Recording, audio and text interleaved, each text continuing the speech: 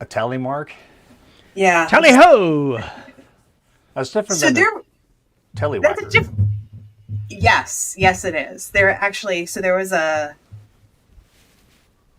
kind of like a college dive. I don't think it's still there in Lexington, but it was called the Tally Ho. And I was too young to go to it, but I heard stories about how awful, like how great or slash awful the food was, and how great slash awful the environment was. And I thought that's like par for any kind of weirdly named establishment. People either love it or hate it, Right. and it always seems to go, it like disappears before you can actually experience it for yourself. But I remember bars in college towns.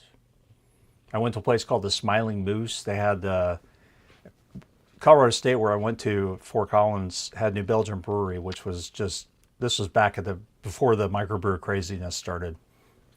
And so they had New Belgium beer, Fat Tire, on draft.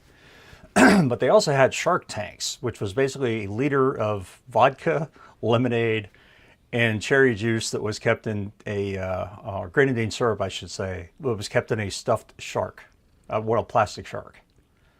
So basically, the shark vomited out the grenadine, and then you stirred the drink with the shark.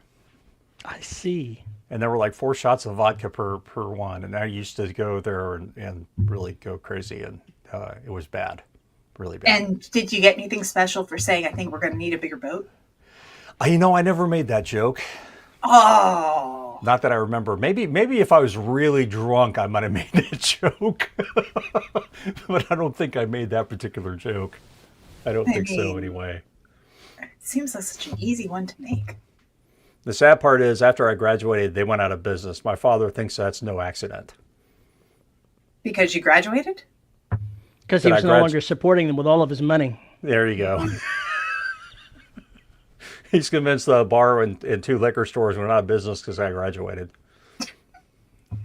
That's the joke anyway. That's the joke he tells. But what does he know? He wasn't there. He just heard stories. Okay, so random question. In Texas, do they have drive-through liquor stores? I do not believe that they do. We maybe? do now. Oh, you we do now? Okay. We only got that since COVID. Really? Okay. Yeah, we It never used to had be, those things. yeah. It was Okay, Texas both has of some them. restrictive liquor laws, yeah. Yeah. Oh, I understand this. Technically, Kentucky does too, but you still had drive-through liquor stores in Kentucky, and you do have some where I am in Florida. They don't, or at least when the Mighty Ginger was growing up in New England, where he was, they didn't have them. Just, you had the package store. Yep. And when I explained this to him, his eyes like, a drive-through liquor store? Isn't that like encouraging a problem? And I went, technically, or you're just making it real convenient. And it was one of those things. So I'm always amused by the just the different little quirks that each State has with that. Yeah. James asks, do we have drive-through gun stores in Texas? While we do not have drive-through gun stores, I have seen a vending machine that sells ammunition by the pound. That must wreak Jesus havoc Christ. on the mechanisms in that machine. Because I that's a lot have of no weight to do. idea. I mean, I'm just thinking like the solenoids and whatnot in a Coke machine, and then adding that with like the weight of ammunition, that's a lot to manage. Yeah, it seems like it would be, but I think it was a specially designed piece of equipment, so it wasn't one that was repurposed. It was made to handle the weight. See, I thought you were going to tell me It's like one of those gumball machines where you put in a quarter and you turn it and get a certain amount. It was exactly that sort of thing, but for bullets. Bring your own bucket and it just pours out bullets. I was about to say that sounds like when you go to the zoo and you get the little pellets to feed the ducks or the geese. Yeah. Just put your quarter in there. Something like that, yeah. Yeah. I'll have to see if I can find a picture of it and put it in the live channel. I'm terrified. Absolutely terrified. Absolutely terrified. Holy crap. Well, howdy, folks, and welcome to another episode of the Dead Robot Society. I am Paul E. Cooley. Joining me, as always, Veronica Jiguer and Terry Mixon. How the hell are you fine folks? Blah. Blah? Blah. We're here. We're here. We're here when we have coffee. I wish I had coffee. I wish I had coffee. I got my kid to make me coffee. I mean, I hope you Yeah. spoil them with lots of allowance. That's all I can say. she gets to use the coffee machine too. Oh, well, yeah. Okay, fine. And I mean, essentially, it was my husband asked her to make him a cappuccino. And then she goes, "Do you mean to make you a coffee before your show?" I'm like, "Yeah, that'd be nice." "Okay, what do you want?" And she turned out really well. I'm very impressed. The reluctant barista.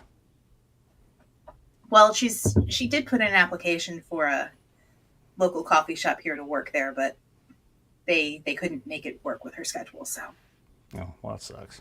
trying to apply at the bowling alley. We'll see how that goes. I mean, free games, right? Yeah, supposedly. Supposedly.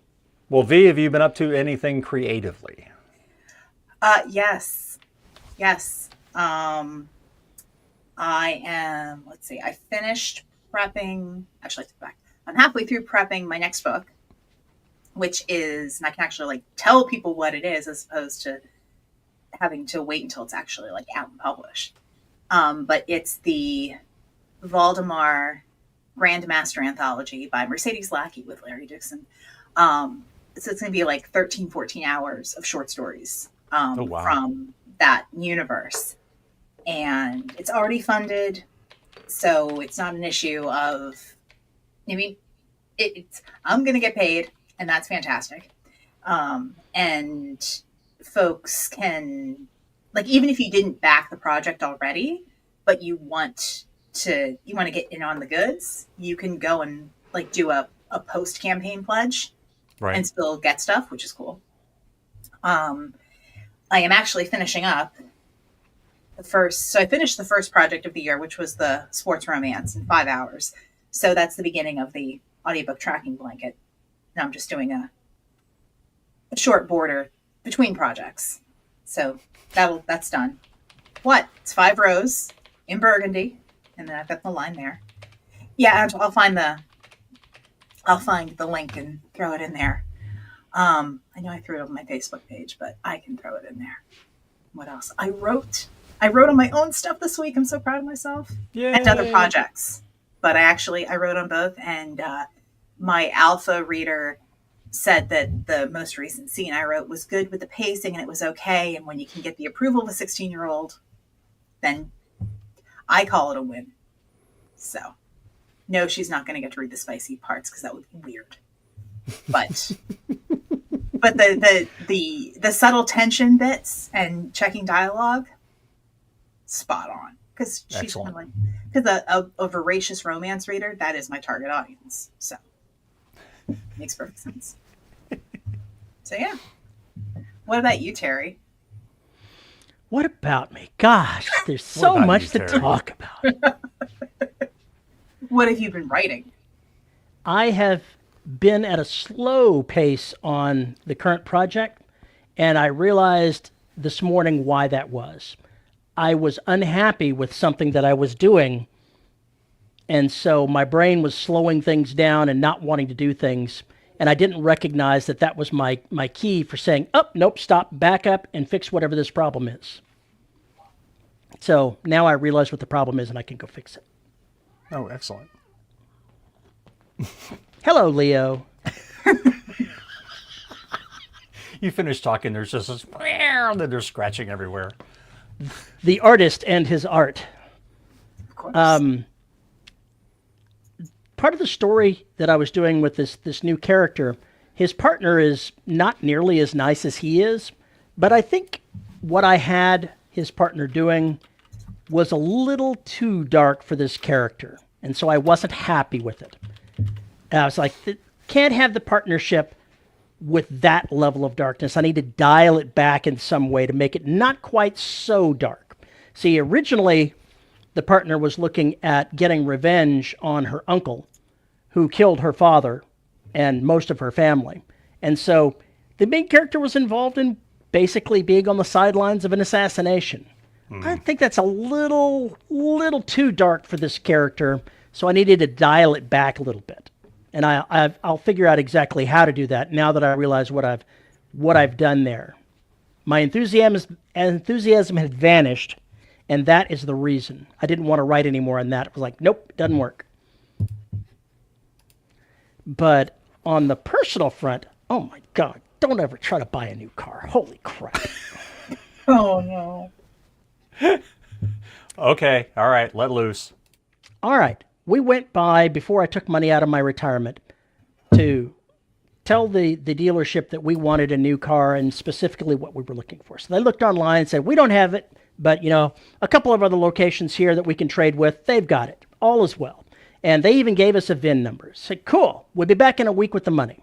And they said, excellent. So we come back in a week and they go, oh, I'm so very sorry. That car sold, and now we can't find any in our system at all that match your needs. We're very sorry about that. And we probably shouldn't have given you that VIN number so that you went out and got insurance for that vehicle that you don't actually have now.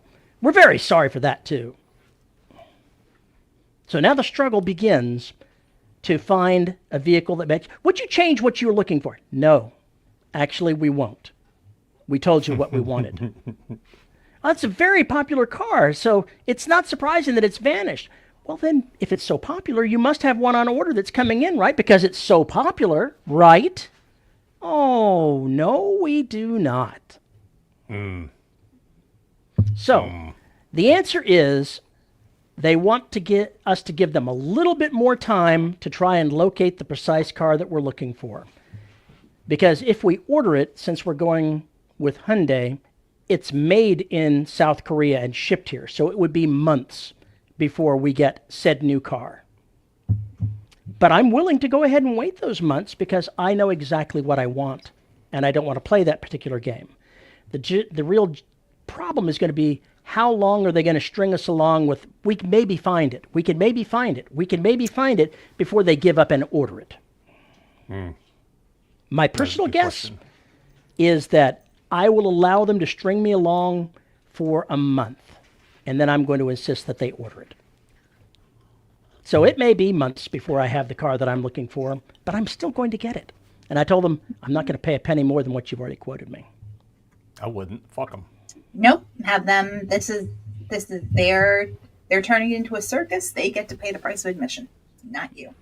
We'll see how well that works out for me. Oh, good luck.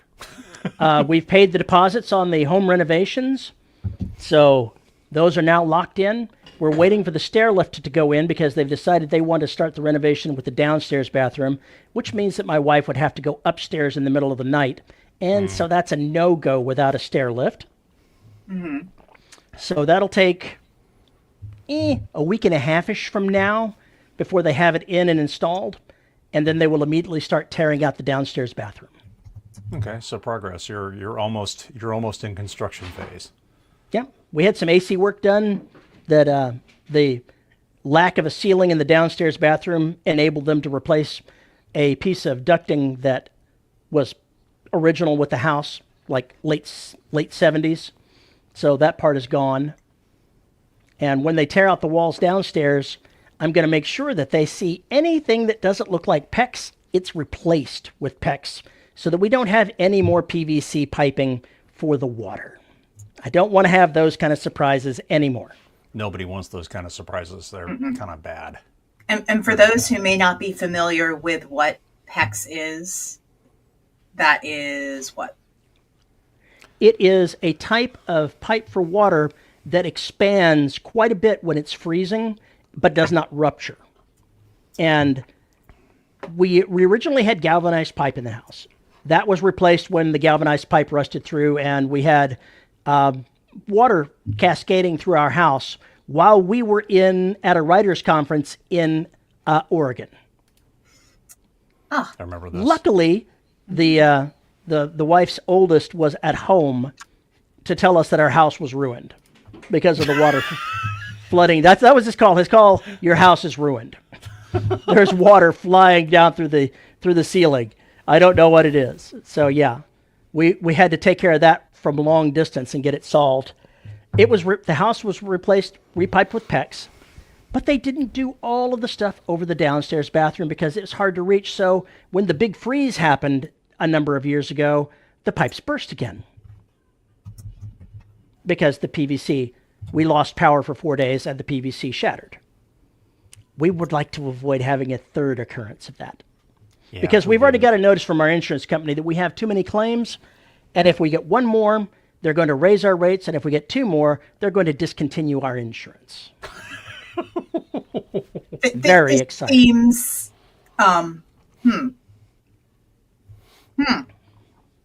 It's okay, Terry. Just wait 2 years. There won't be any home insurance in Texas, period. Because they will have all left. Well, that's very exciting. Well, let's see. I finally have water. Are you sure? yay. Yeah, I'm sure. It took a week. I had a sprinkler, or had called the plumber. They came out and told me it was the irrigation line. I brought out a sprinkler guy, and he proved it wasn't the irrigation line. So I had to call the plumber again. And the irrigation line, the sprinkler guy found the leak. It's somewhere below a 60-foot pine. And so they weren't going to dig for that because the tree would have to go out, and they couldn't guarantee that they'd even find the leak once they started digging for it. So we just decided to run a new line. So we ran a new 65 feet of trench later, and a few neatly done cuts in the drywall, and I have water. It's amazing. The only problem is they haven't come back to put the trench back over, and it's about to get goddamn cold out there. So this will be an interesting weekend, so to speak. Nice. But Mac. the good news is I have I finished Seculina this morning. Woohoo! I wrote the epilogue, finished it, really liked it. I liked the last line. Mina waved back. I want to say what she was waving at, or what was waving at her. But Or what she was waving. I never said that either. So the book is done. It is 64,283 words. Good job on keeping to that 50,000 word limit. I was about to say, that sounds like substantially more words than you had initially promised.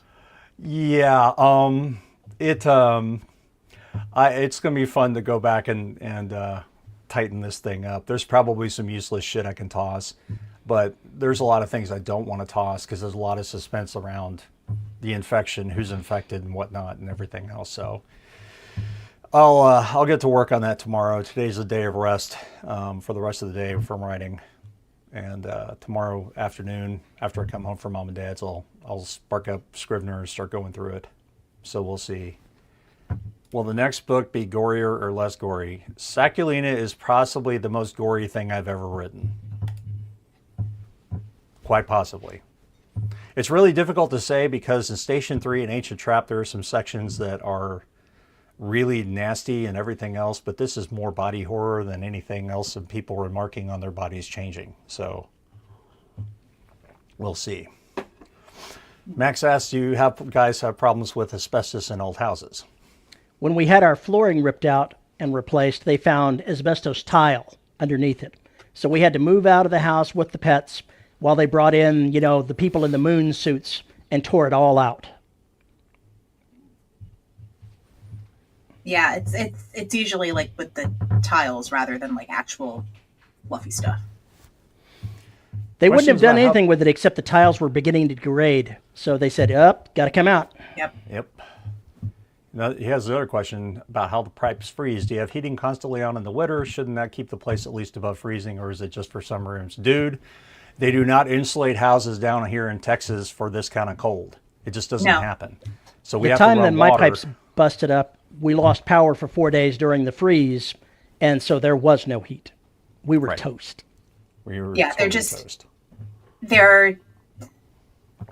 It's nice that so infrastructure in certain areas is efficient in that they just don't put money and resources towards events that aren't experienced as often. But it does mean that when it gets cold, and your definition of cold is going to be different than somebody else's.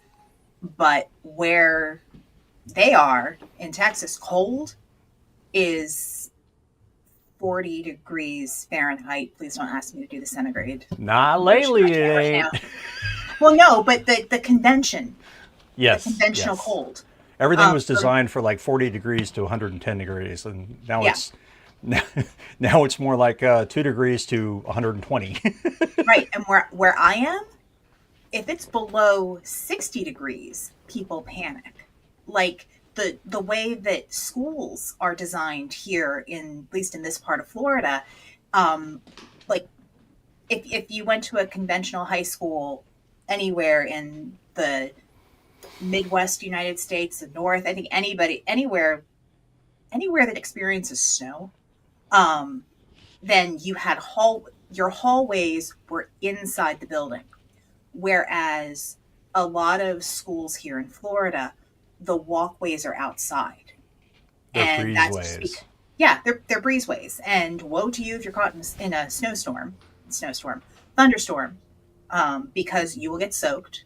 I mean, kids will bring like flip flops or Crocs or whatever, or an extra pair of socks because their feet get soaked certain days. Nah,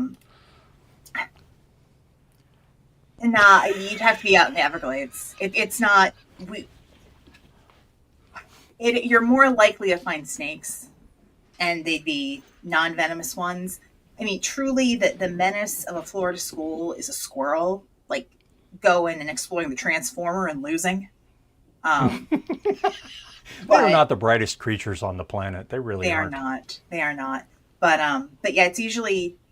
I know when we had days where the high was like 62 degrees, the kids were like, they were cold. The classrooms were cold because there's no heat. Yeah. It's just they're not. They don't put that in there because it would get turned on 2 times a year, normally. Normally. So yeah. Anyway, for all of you that are experiencing cold weather or about to, please stay safe, stay bundled up. God only knows how cold it's going to get here. We're supposed to have a shit ton of snow on Tuesday, so we'll see if that happens. But yeah, it's crazy. And even if it's colder than usual, please hydrate, because your body has to work harder to stay warm. You will lose moisture, and a dehydrated person gets ill more quickly. That's why I drink bourbon when it gets cold. No. You can put bourbon in your tea, but please drink your tea. Please drink my tea. Okay, fine. Yes. But we're not here to talk about bourbon and tea. I said most gory, and Mr. Partlow took exception to that and said I should have said goriest. And see, this kind of folds into our topic today. If you read our the title, it's IR not editor. I could have made it anything, but there you go. So I've just finished this book. And I finished the first draft. It ain't ready. It ain't ready for anybody to look at. It's probably not even ready for me to look at. So where do I start on banging this thing into shape? And my process is pretty simple. I go back to the beginning of the book, and I go from there to the end, and I find out what's missing. I've already made notes to myself about things I changed in the later chapters, which means I'm going to have to rewrite the beginning, which is fine. I'm going to have to add a scene, God help us all, that to describe one place that I didn't really describe. So I've got to do that. I've got to have a proper introduction to these bozos to the island. Okay, I've got to do that. I know those things are there. That may end up wiping out 4,000 words at the beginning of the book with another 3,000 words at the beginning of the book. But I also know there's another scene I need to write, and there's another one I need to delete. So I have all this written down about these thoughts that I had while I was going through it, things I need to pay attention to and whatnot while I'm going forward, because I did not want to break my flow and go fix them. So I've got them written down and everything else. And now when I start going through the book tomorrow, I'll be doing that. I'll be looking at my list as I'm writing or reading through everything and looking at that first chapter really hard and probably just rewrite it on spec. just because it needs to be rewritten. But I still have to go through the whole book. And going through that whole book is a pass to tighten up prose, but it's also to pay attention to the story. It's also to look for boring bits that don't add anything to characterization that can be whacked. It's little stuff like that. It's figuring out that, hey, instead of having these people at the beach for this dinner, maybe it makes more sense for them to have it in the dining room. Maybe that's where they should take all their meals and just do the parties or whatever at the beach. Okay, well, that changes things a little bit. That changes how I write those scenes. It means I get to erase quite a few words and put a few, slightly less verbose sections in there to get to the same place, which would be wonderful. So I know that those things are happening, that those things have to happen before I give this to anybody to read, because it may not even make sense right now in certain places. So there's no point in trying to hand it off to an alpha reader. So after this pass will probably come the Grammarly pass, which is where it tells me all the things I should do differently, and I tell it to fuck off and die. But the things it does find, as far as comma abuse, I want to pay attention to, even though it's wrong sometimes. Grammarly is very wrong about commas in places. If you just look at the one section that mainly details the commas, 90% of the things you say, that's bullshit, will go away. I've discovered this, and that's all I do. So, basically, that's how I'm going to go through this. Now, this is a book for Raventail. So when I get done with that third draft, it'll be time to give it to a beta reader. And then after they finish doing it and telling me what I missed or anything else that needs to be done to it, I'll make those changes or not, and then I'll throw it over the wall to the editor. So I'm going for 3 passes myself before I get a pass from a beta reader, and then I'll throw it over the wall. So that's my process for this book.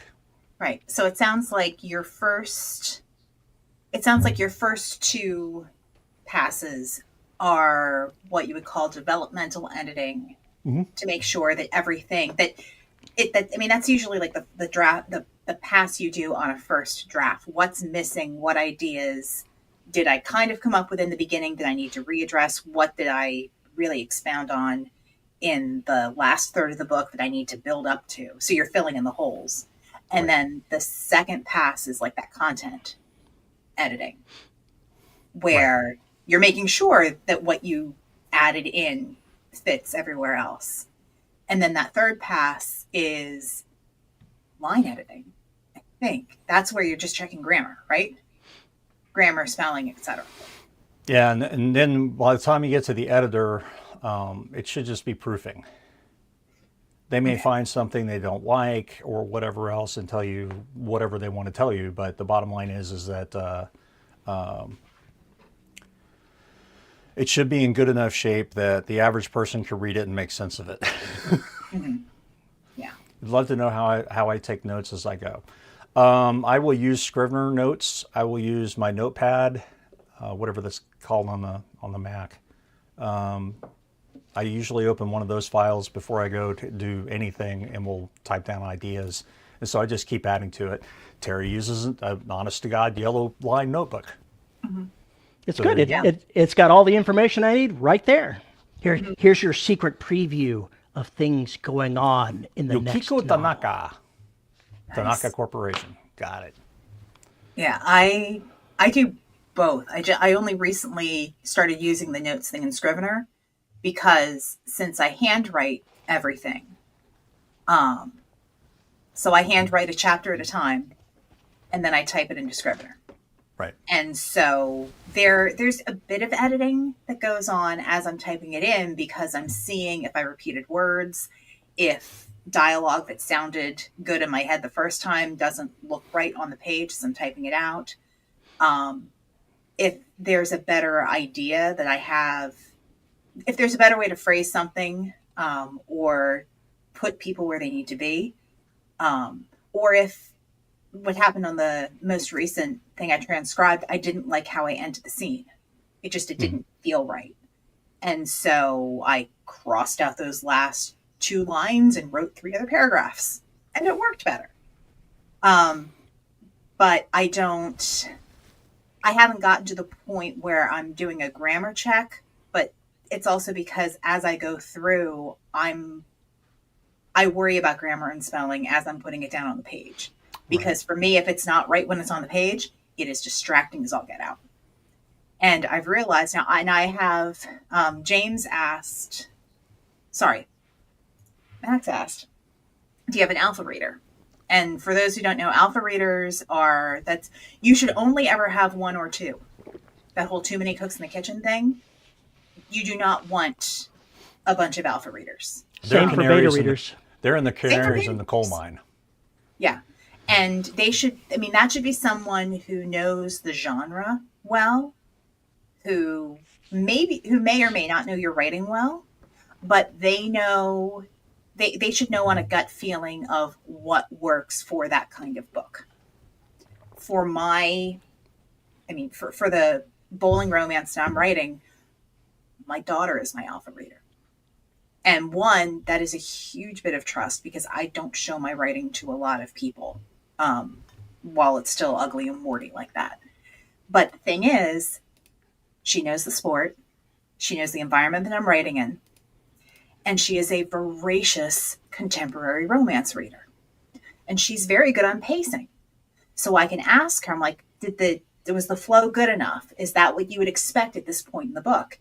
And she was like, oh yeah, chapter 9, that is what you'd expect. That's the kind of the rubber band reaction you're supposed to get. You don't want too much here and too much there. So she's giving me a full dissertation on my pacing in my book. And I'm like, oh, this is kind of cool. Sweet. Thank you. What do I need to fix? And then she's giving suggestions. I don't have to take them. No. No, you don't have to take them. Terry, are your toes okay? They are, but Bug just went after somebody. I guess it was Leo. Uh-oh. Leo's afraid of Bug, who is like 1/3 of his weight, and so he hauls ass. Oh, man.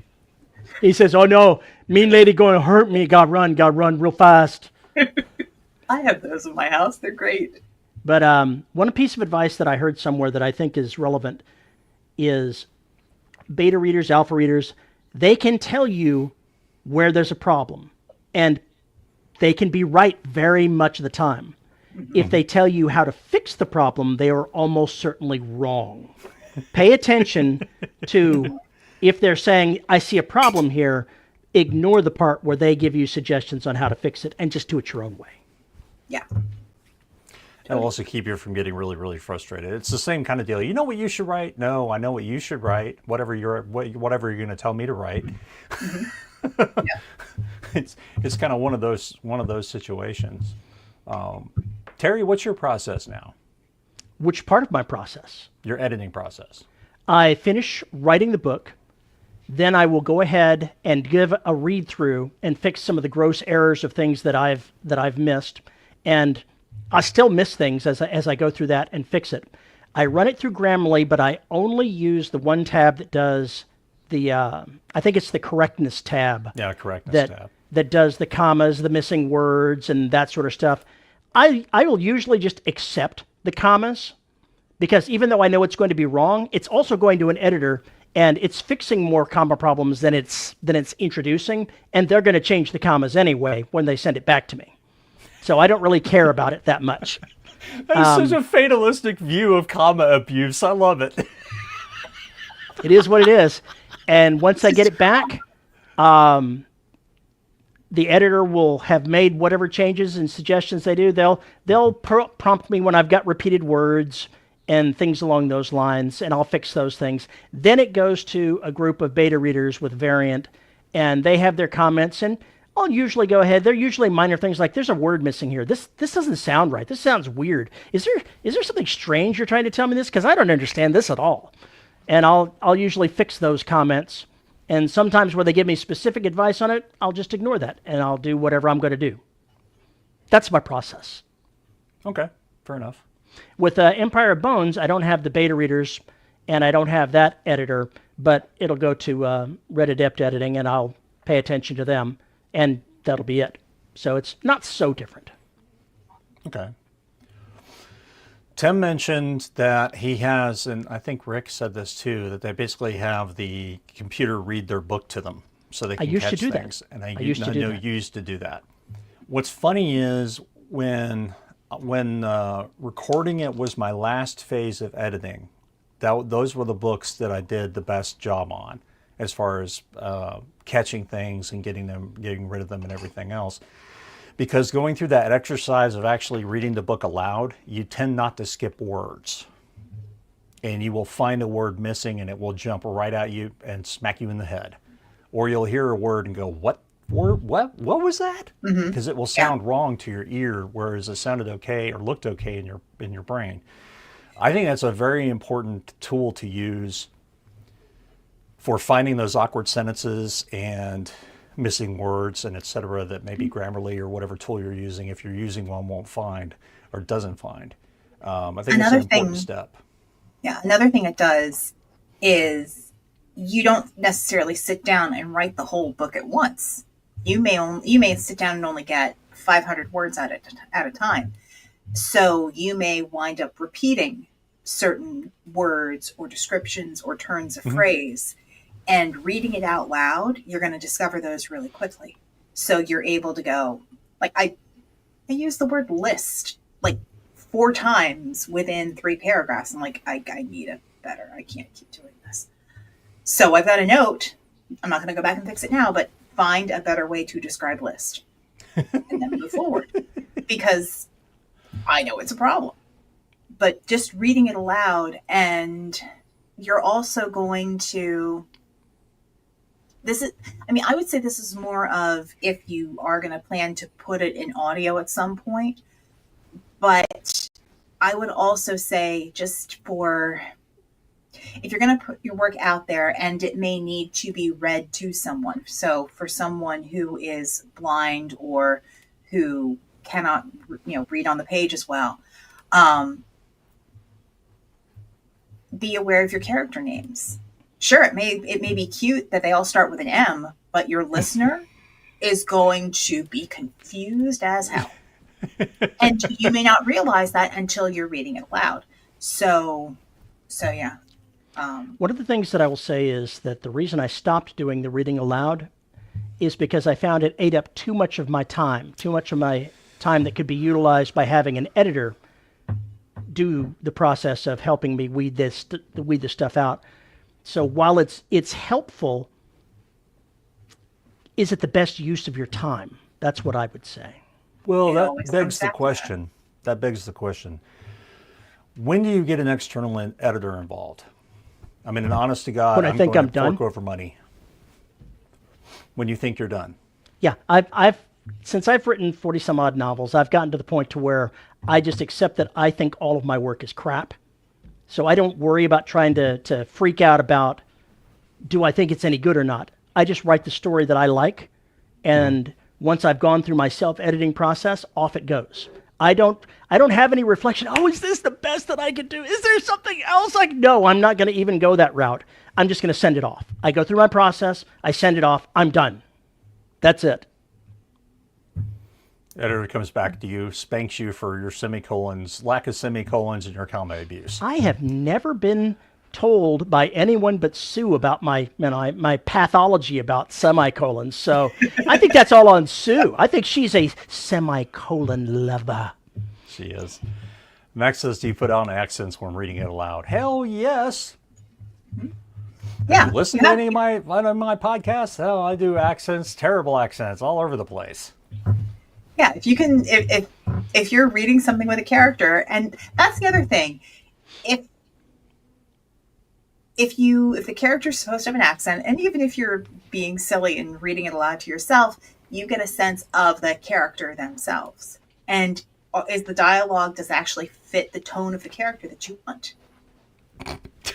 For those who are listening and not watching, there is a small ferocious fluff attacking Terry's foot. We may not get him back. This is a small fierce baby. Does he have all 10 toes? We do not know. Tim says, it's a good point about an editor replacing reading aloud. Still, it's kind of a question of resources. Which do you have more, time or money? This is true. Sure. And some people may have different criteria than I have, and that's perfectly fine. I'm just saying everything that you do as far as your writing, you need to be asking yourself the question, would I be better off writing? And the answer is almost always yes. If you can find some way to offload some task to someone else to do that is not directly part of your creative endeavor, it is usually to your benefit to do so, if you can. If you can. If you can. I know the problem for a lot of indies. I'm kind of in this situation too. I don't have a lot of money, especially not after fixing up my fucking house. I don't have a lot of money to pay for an editor or proofreader. So I kind of have to change tact a little bit. And fortunately, with these books, I don't have to worry about it because they're going over to an editor. But Oceania and, God, I haven't even started editing Extinction yet. Those are going to be nightmares. Oceania won't really, because it's in pretty good shape. Extinction will be a fucking nightmare because it's 156,000 words or whatever the hell it is. And it's still not completely finished yet. And that's one of those where I'm probably going to want to save up some money so I can throw it over to a professional. Oh, he froze. Oh, he's back. Oh, he still froze. Up. Now he's back. Am I back? Am I froze? Am I what?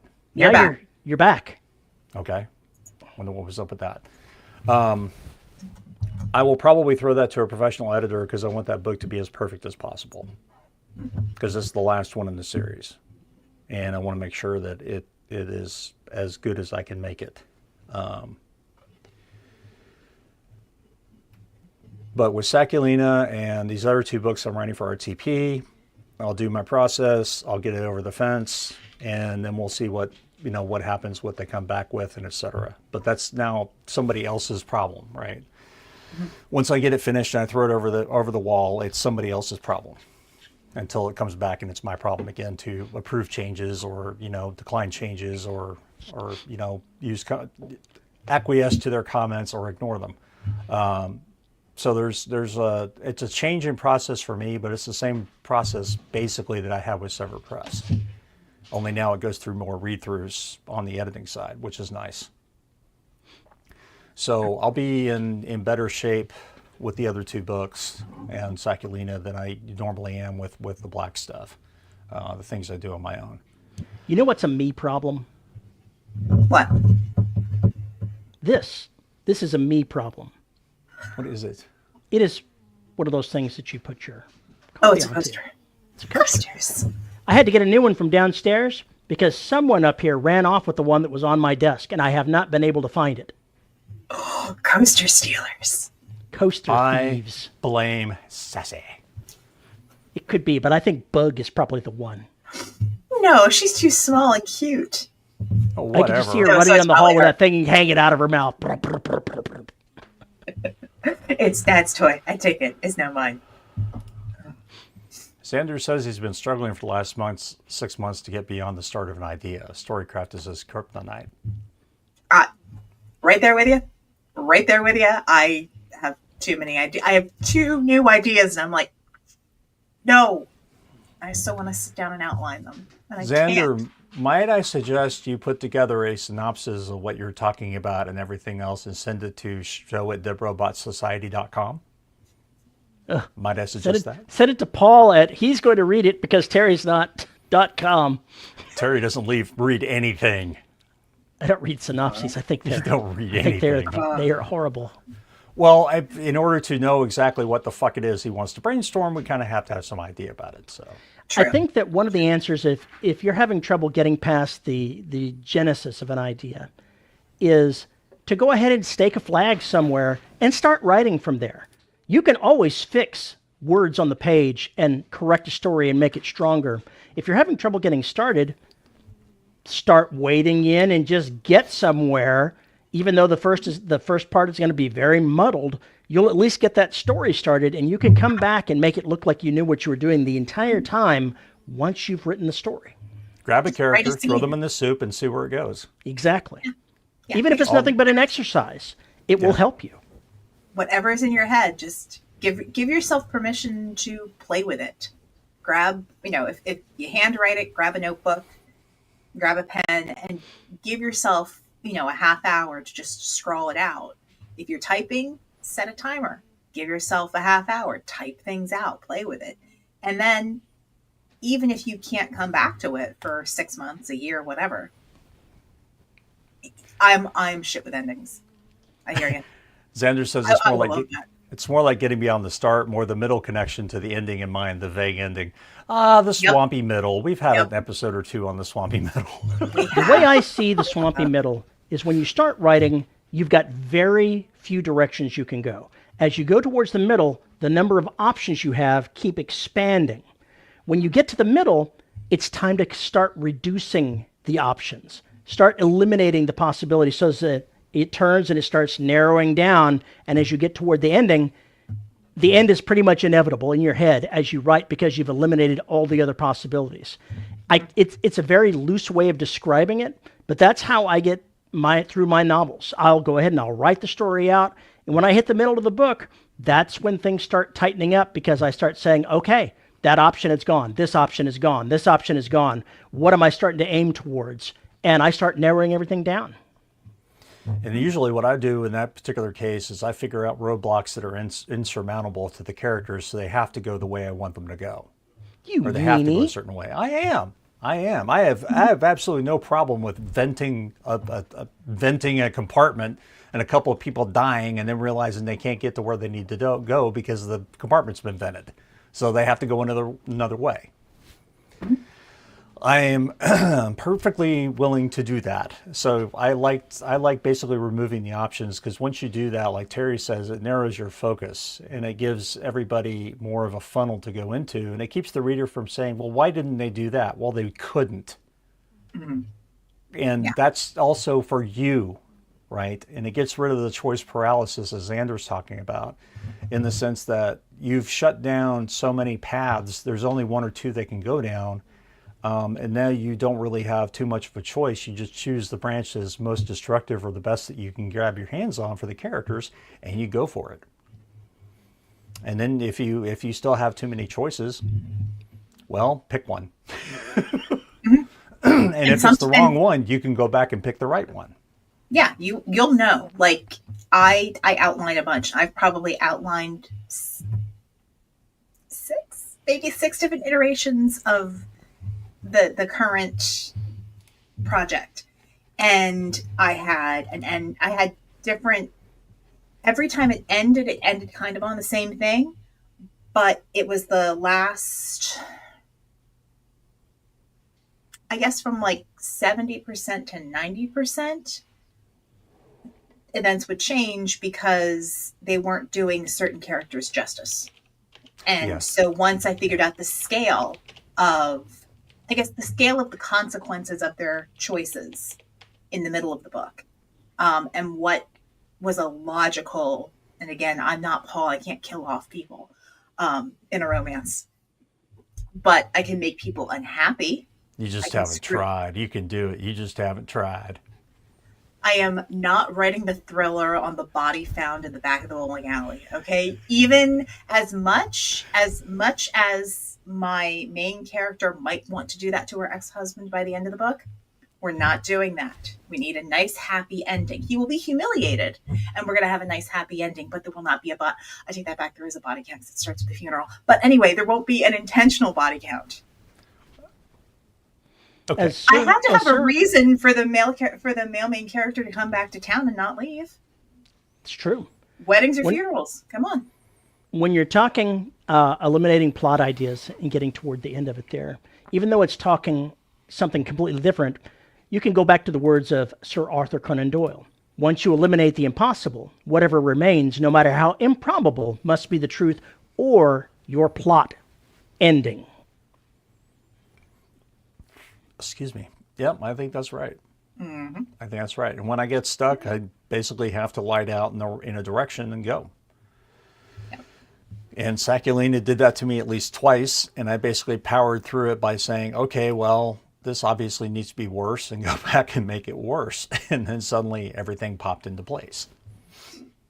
Via the funeral, let the bodies hit the floor. So I should go ahead and have that on my funeral playlist, for when I pass.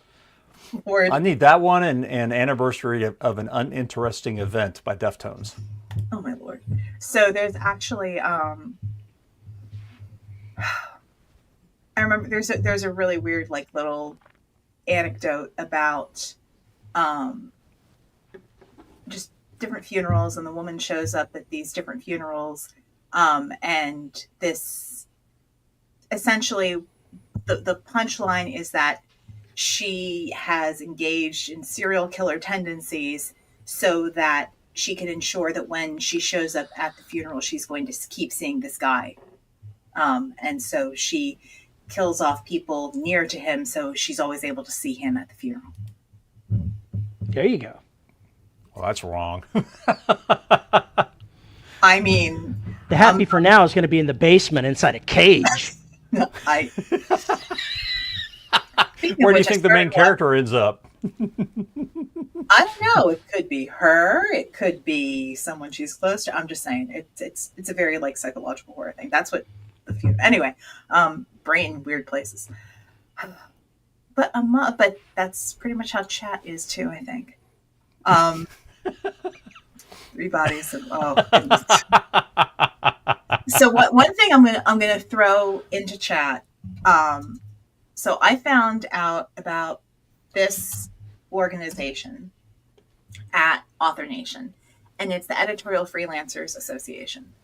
And essentially, it's a group that lists so freelance editors, proofreaders, all sorts of folks associated with services you may need once your first draft is done, or even in the process of writing that first draft.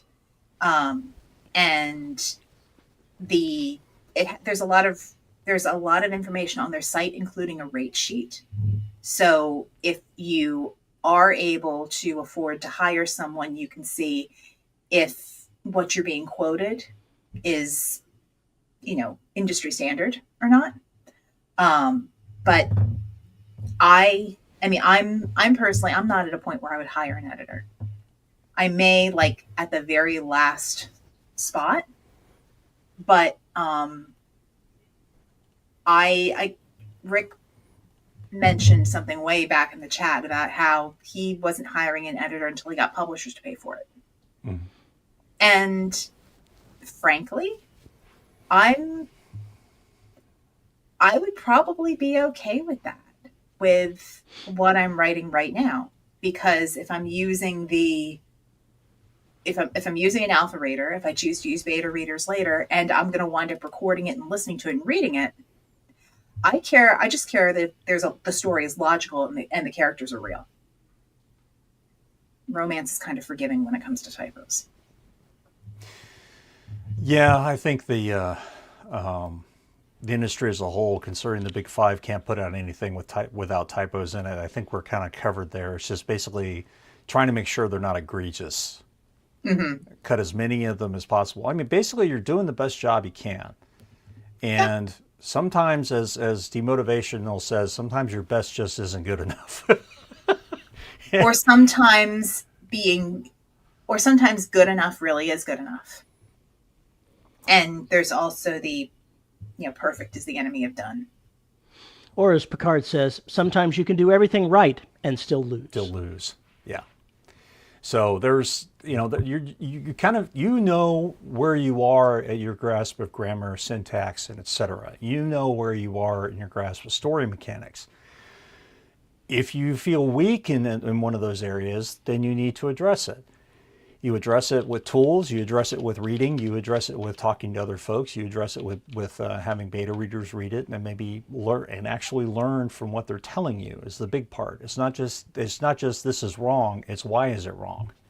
And once you learn rules like that, like why you need a comma in certain situations with an and why you don't need commas in certain situations with an and, it makes it a lot easier to not make those mistakes to begin with and find them when you do them.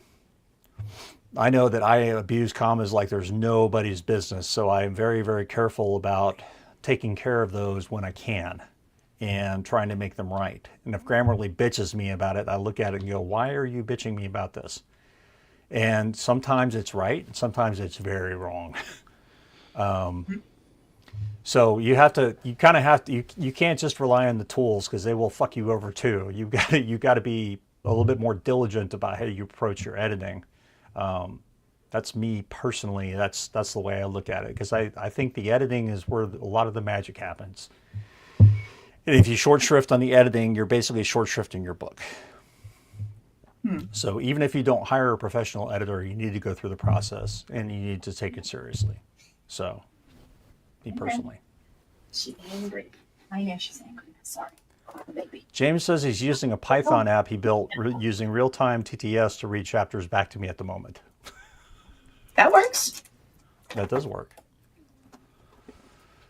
Oh, Max says, I find it tricky because in Oz and UK English, we use way less commas. I have to be Oprah. Here's a comma for you. Here's a comma for you. Spread liberally and hope.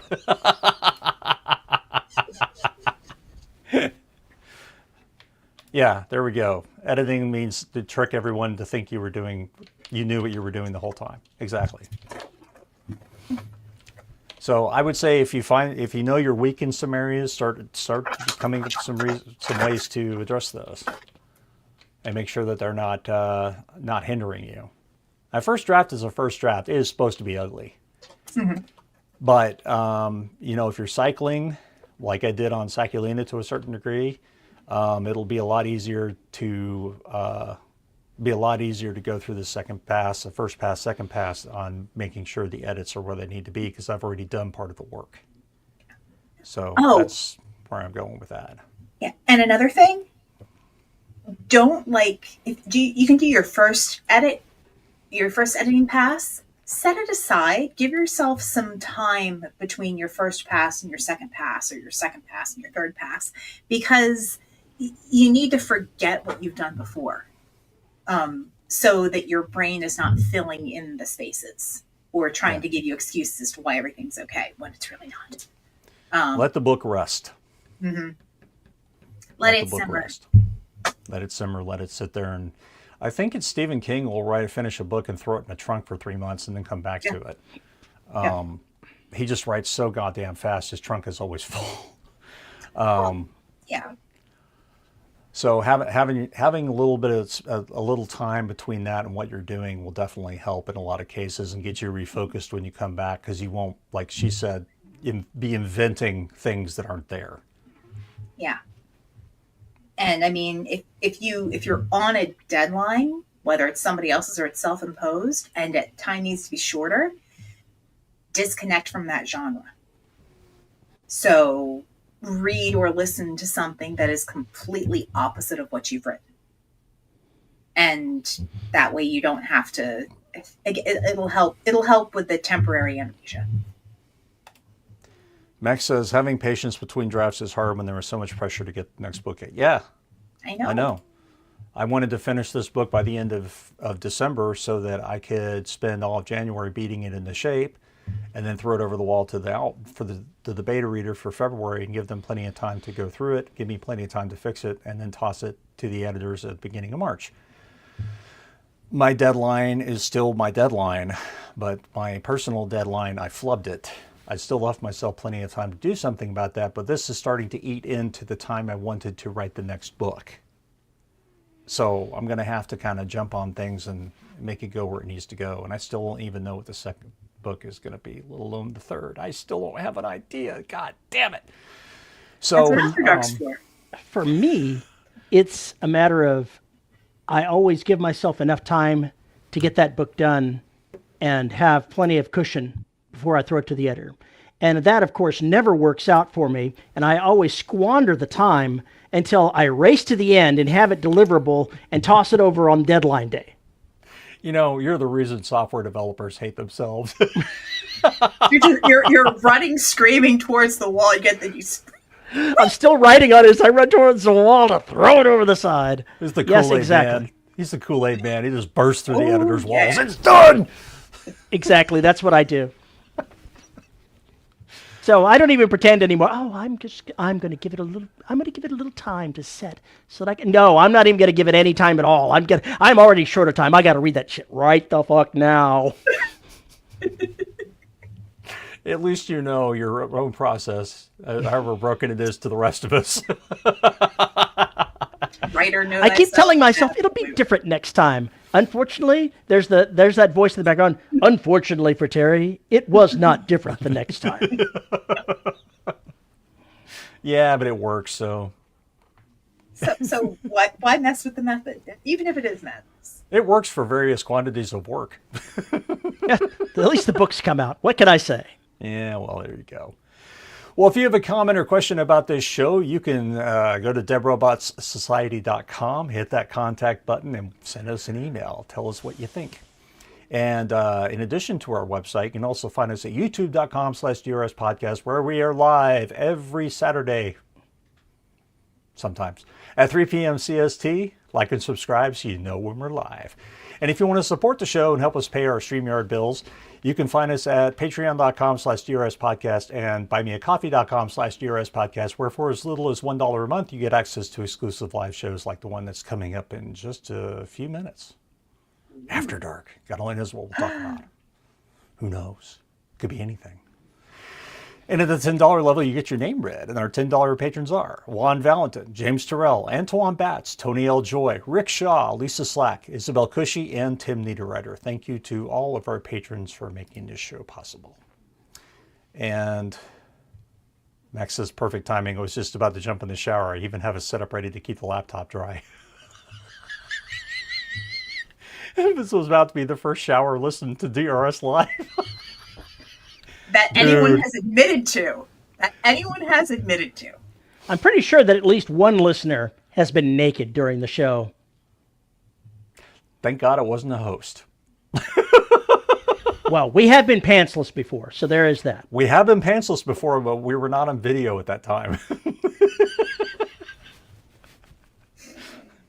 No comment. So we're talking about that angel tier for the Patreon.